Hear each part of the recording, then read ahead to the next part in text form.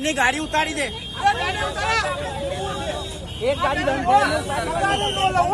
દેશ માટે પગાર ન લો આખી જિંદગી. આ તો આ સિસ્ટમમાં આવવું નથી મારે. પડી ગયેલા સિસ્ટમમાં ગાડી ઉતારો. ડેરી છે ને તારી જમીન ઉપર ગાડી નાખો.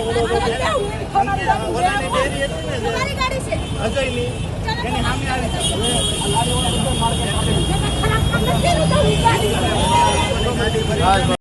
આજ રોજ યોગીનગરની માર્કેટમાં નો પાર્કિંગમાં ટુ વ્હીલ મૂકેલી હતી.